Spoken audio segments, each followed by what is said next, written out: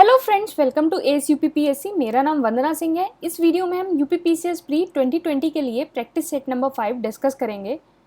ये हमारा prelims test series and current affair course है। आप इस नंबर पे व्हाट्सएप करके ज्वाइन कर सकते हैं। इसका जो शेड्यूल है वो नीचे डिस्क्रिप्शन बॉक्स में है। ये प्रीलिम्स 2020 टेस्ट सीरीज का फीडबैक है। Question number 1, which one of the following is not correctly matched. तो यहाँ आपको कुछ ऑप्शंस गिवन है, इसमें आपको बताना है कौन सा करेक्टली मैच नहीं है।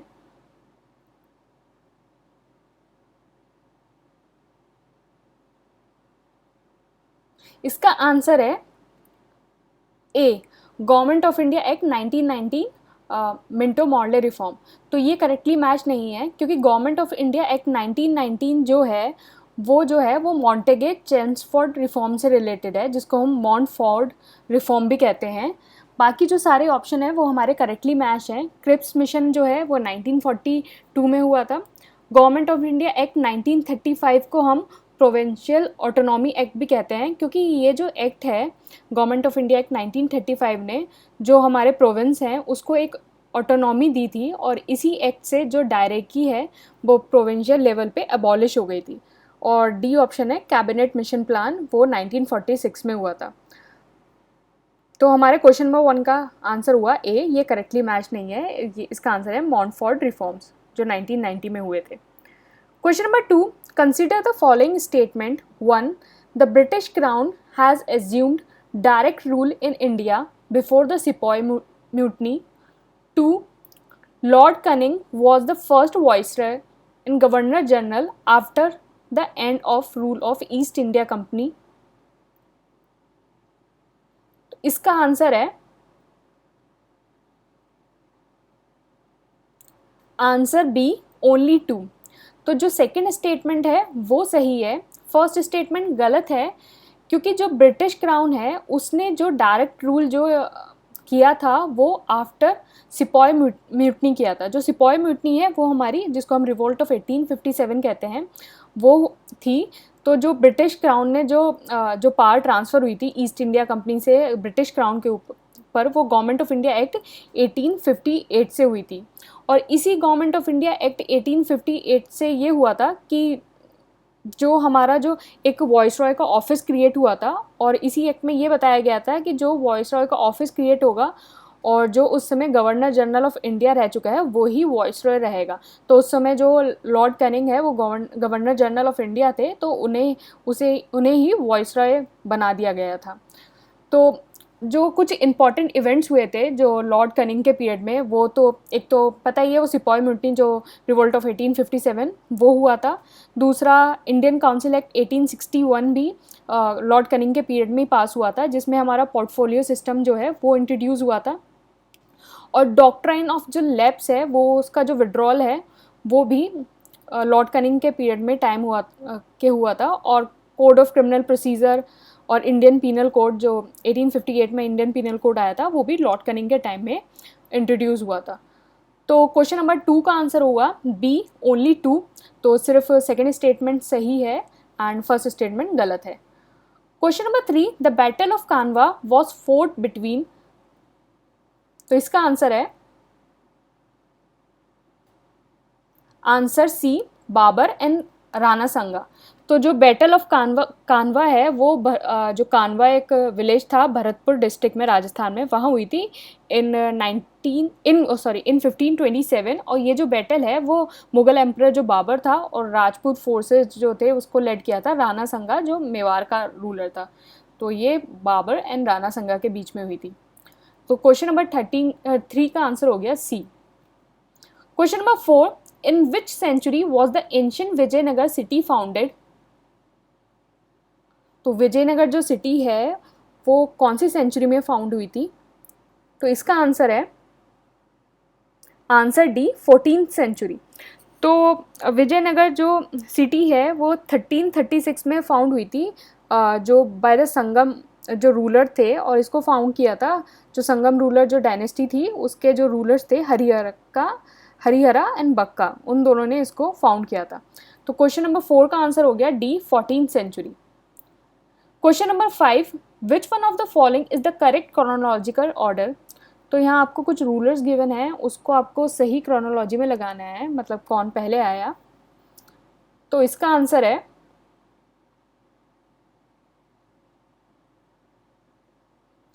आंसर सी।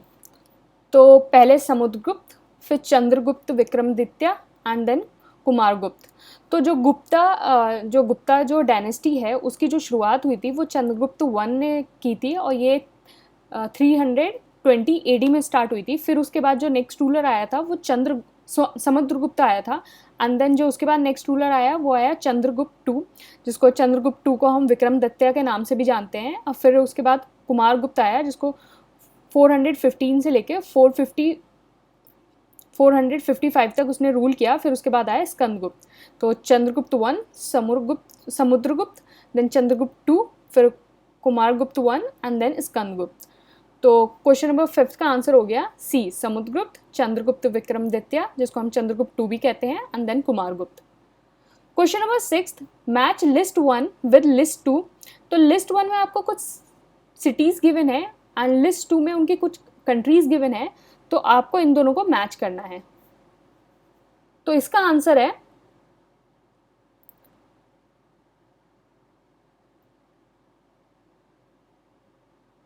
Answer B. तो जो ज़ग्रेब है वो जो हमारा मैच करता है वो क्रोशिया से मैच करता है। B Bratislava Slovakia, C Victoria Seychelles, and D Montevideo जो है वो उरुग्वे में है। तो इसका आंसर हो गया ए का 3, बी का 4, सी का 2, डी का 1। तो क्वेश्चन नंबर 6 का आंसर हो गया B. Question number 7, how is Norman Borlaug well known. तो जो नॉर्मन बोरलॉग है वो कैसे जाना जाता है। तो इसका आंसर है answer A, agriculture scientist who won the Nobel prize for peace. तो जो नॉर्मन जो बोरलॉग है वो बेसिकली एक अमेरिकन एग्रोमिस्ट था, मतलब एग्रीकल्चर साइंटिस्ट। उसने बेसिकली जो एग्रीकल्चर प्रोडक्शन के इंक्रीज़ में उसने एक जो रेवोल्यूशन स्टार्ट की थी उसका नाम ग्रीन रेवोल्यूशन था। तो ये जो नॉर्मन बोरलॉग है उसको फादर ऑफ ग्रीन रेवोल्यूशन भी कहा जाता है, और इसे जो इन्हें जो है नोबेल प्राइज फॉर पीस भी मिला था। तो क्वेश्चन नंबर 7 का आंसर हो गया A. Question number 8, match list 1 with list 2। तो लिस्ट 1 में आपको कुछ मिनरल्स गिवन है, और लिस्ट 2 में उन जो मिनरल्स है उसकी लोकेशन ऑफ रिजर्व्स गिवन है, तो इसमें आपको मैच करना है। तो इसका आंसर है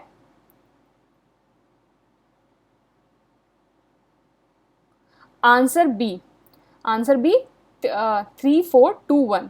तो जो टंगस्टन है उसका जो रिजर्व है राजस्थान में, निकल का रिजर्व उड़ीसा, जिरकॉन का रिजर्व केरला, और माइका का रिजर्व आंध्र प्रदेश। तो क्वेश्चन नंबर 8 का आंसर हो गया B 3, 4, 2, 1। Question number 9, which one of the following organ produces urea in the human body. तो कौन सा एक ऐसा ऑर्गन है जो ह्यूमन बॉडी के अंदर यूरिया प्रोड्यूस करता है। तो इसका आंसर है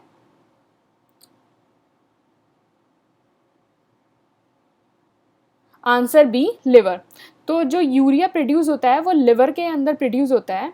तो क्या होता है कि जो लिवर सेल हैं वो कार्बन डाइऑक्साइड के साथ रिएक्ट करते हैं, और वो जो रिएक्ट करता है वो अमोनिया के साथ रिएक्ट करके एक यूरिया बनाता है। फिर जो यूरिया और वाटर होता है वो ब्लड स्ट्रीम में, जो हमारे ब्लड में रिलीज़ होता है, और वहाँ से ब्लड में रिलीज़ होने के बाद वो किडनी के तरफ ट्रांसपोर्ट होता है। फिर किडनी क्या काम करती है, किडनी मतलब जो ब्लड जो है वो किडनी में जो ट्रांसपोर्ट हुआ, उस किडनी ने उस ब्लड को फिल्टर किया।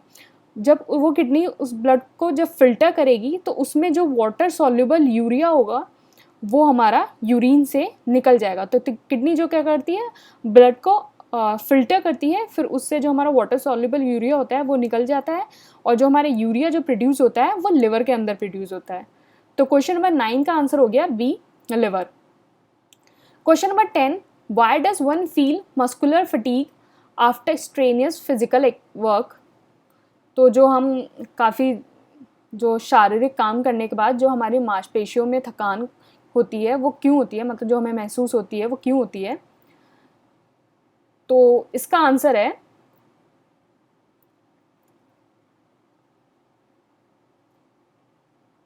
Answer B, accumulation of lactic acid in the muscles.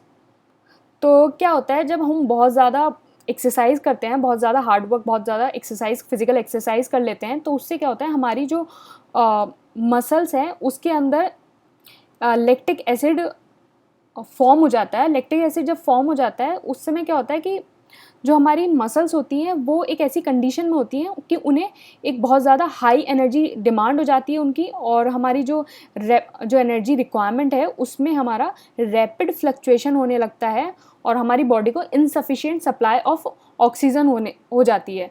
तो इसी के कारण जो हमें मतलब जो फटीग है, जो हमें थकान जो है वो महसूस होने लगती है इन सब चीज़ों के कारण, क्योंकि हमारी बॉडी को हाई एनर्जी डिमांड चाहिए होती है, हमारा एनर्जी रिक्वायरमेंट में हाई रैपिड फ्लक्चुएशन होने लगता है और हमारा जो ऑक्सीजन की सप्लाई है वो भी प्रॉपर नहीं होती है। और इसी कारण क्या होता है कि इंटेंस एक्सरसाइज के कारण क्या होता है, जो हमारी फटीग जो मसल्स हैं उनका जो पीएच है वो भी डिक्रीज़ हो जाता है, और ये पीएच हमारा कम से कम 6.4 6.6 तक पहुंच जाता है। तो क्वेश्चन नंबर 10 का आंसर हो गया B, accumulation of lactic acid in the muscles. Question number 11, consider the following statement and choose the correct. तो यहाँ आपको कुछ स्टेटमेंट दे रखे हैं, उसमें से आपको बताना है कि कौन सा सही है। 1, Sundarban delta is very large mangrove forest. 2, Sundarban delta lie at the mouth of the Ganga. 3, Sundarban National Park has been recognized as the World Heritage Site. तो इसका आंसर है answer D, all of these. तो ये जो सारे statement है वो बिल्कुल सही हैं, क्योंकि जो सुंदरबन है basically it's a mangrove area, और ये जो डेल्टा में ये पाया जाता है, और ये जो डेल्टा फॉर्म्ड होता है by the confluence of Ganga, Brahmaputra और मेघना river in the bay of Bengal. और जो सुंदरबन नेशनल पार्क है वो एक रिकग्नाइज वर्ल्ड हेरिटेज साइट है। तो क्वेश्चन नंबर 11 का आंसर हो गया D, all of these. Question number 12, in human which one of the following causes tetanus. तो इसका आंसर है आंसर ए, बैक्टीरिया। तो टिटनेस क्या है, हमारा एक एक्यूट इन्फेक्शियस डिसीज़ है जो हमारा स्पोर्स ऑफ द बैक्टीरियम से होता है। और बेसिकली ये क्या होता है कि पर्टिकुलरली इन सॉइल या ऐश या फिर इंस्टेटाइनल ट्रैक या फीकस ऑफ एनिमल और ह्यूमन से जो है ये हमारा ट्रांसफ़र होता है। तो क्वेश्चन नंबर 12 का आंसर हो गया A, bacteria. Question number 13, consider the following statement. First, Jawaharlal Nehru hosted the national flag on 31st December 1929 at Lahore। मतलब जो जवाहरलाल नेहरू ने 31 दिसंबर 1929 को लाहौर में राष्ट्रीय ध्वज फैलाया। 2, independence day was observed on 26 January 1930 all over India. तो which of the following statement are correct. इसका आंसर है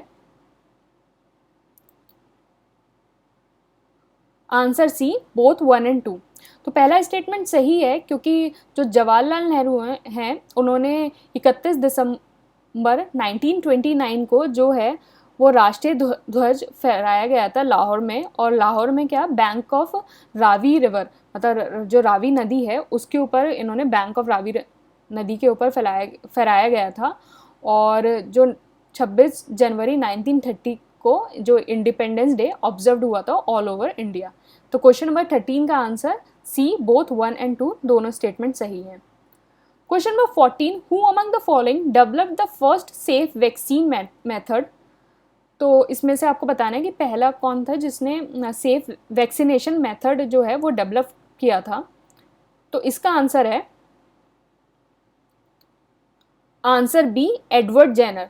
तो एडवर्ड जेनर ने जो है इन्वेंट किया था एक method to protect again small pox, मतलब एक वैक्सीनेशन मेथड जो है इन्वेंट किया था 1796 में।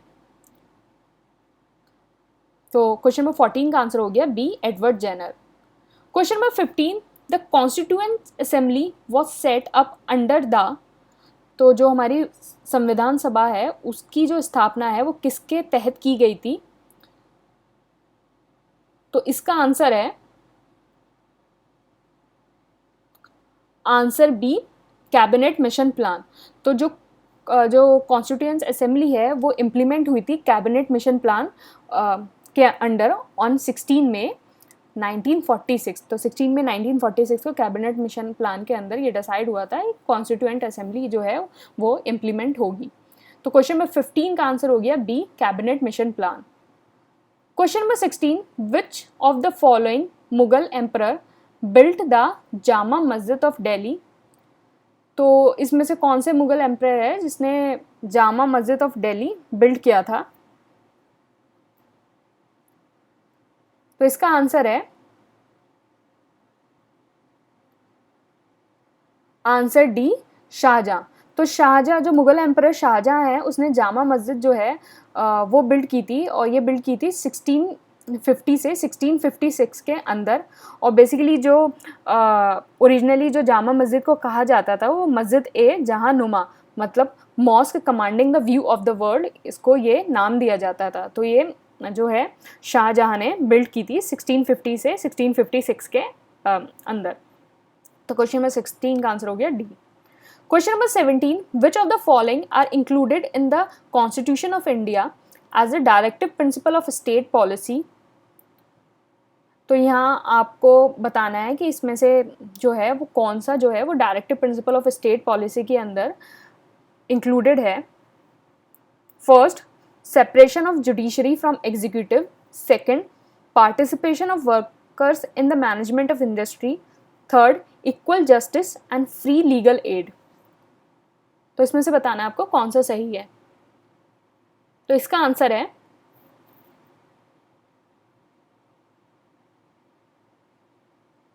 Answer D, all of these.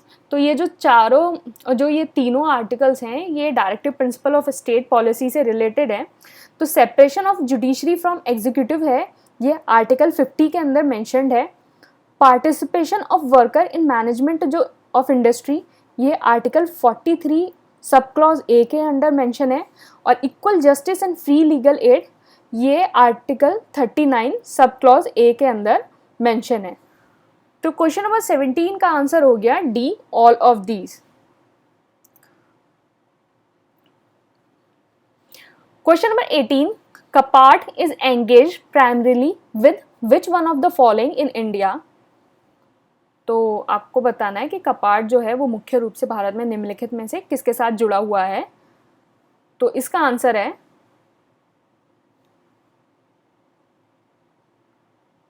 Answer C, rural development.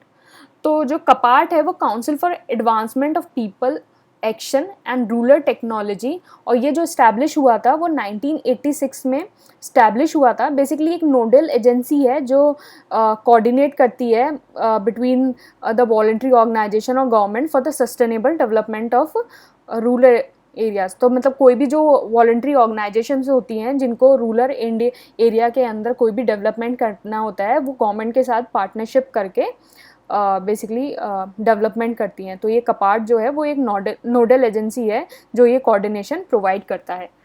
तो क्वेश्चन नंबर 18 का आंसर हो गया C, rural development. Question number 19, which one of the following country does not border the black sea? तो इसमें से कुछ कंट्रीज गिवन है, आपको बताना है कि कौन सी कंट्री जो है जो ब्लैक सी है उसको बॉर्डर नहीं करती। तो इसका आंसर है आंसर डी, क्रोएशिया। तो बाकी जितनी कंट्रीज़ हैं वो ब्लैक सी को बॉर्डर करती है, क्रोएशिया नहीं करती। तो बेसिकली जो कंट्रीज़ हैं वो ब्लैक सी को जो बॉर्डर करती हैं, नॉर्थ में यूक्रेन, फिर नॉर्थ ईस्ट में रशिया, और ईस्ट में जॉर्जिया, और टर्की साउथ से बॉर्डर करती है, और बुल्गारिया और रोमानिया जो है वो वेस्ट से बॉर्डर करती हैं। तो ये टोटल 6 कंट्री हो गई। इसकी एक ट्रिक है याद करने की, वो आप ऐसे याद कर सकते हैं, बर्गर टी। तो BU बर्गर, BUR GUR और टी। तो BU से हो गया हमारा बुल्गारिया, R से हो गया रोमानिया, G से जॉर्जिया, एंड यू से यूक्रेन, और आर से रशिया, और टी फॉर टर्की। तो बर्गर एंड टी, तो इसको आप याद कर सकते हैं, the country which border black sea, burger and T. तो क्वेश्चन नंबर 19 का आंसर हो गया डी, क्रोएशिया नहीं करता। Question number 20, why can moon be not used as a communication satellite. तो मून जो है वो एज अ कम्युनिकेशन सैटेलाइट क्यों यूज नहीं होता है? तो इसका आंसर है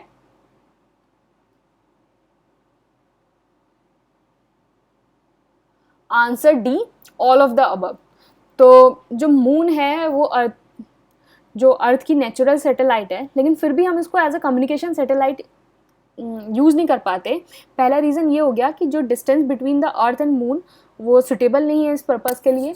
दूसरा रीज़न हो गया कि जो मून का जो पीरियड ऑफ रेवोल्यूशन होता है वो 24 आवर्स नहीं होता है, मतलब जो मून है वो ऑर्बिट करता है अर्थ को वंस जो 27.33 डेज में। एंड तीसरा हो गया जो moon does not revolve in equatorial plane of the earth. तो जो मून है वो बाकी जो most satellite of the other planet उनसे डिफरेंट है, क्योंकि जो इसका ऑर्बिट होता है वो is close to the ecliptic plane instead of the मतलब इंस्टीड ऑफ जो अदर्स जो बाकी सैटेलाइट या बाकी जो होते हैं वो इक्वेटोरियल प्लेन में होते हैं। जो मून है वो ऑर्बिट होता है उसका क्लोज इक्लिप्ट प्लेन में। तो क्वेश्चन नंबर 20 का आंसर हो गया D, all of the above. तो ये सारे रीज़न हैं कि जिससे मून जो है वो कम्युनिकेशन सैटेलाइट नहीं बन सकता। ये हमारा डेली क्विज़ है, टेलीग्राम चैनल ACUPPSC पे कंडक्ट होता है। आप टेलीग्राम ज्वाइन करके इस डेली क्विज़ में पार्ट ले सकते हैं।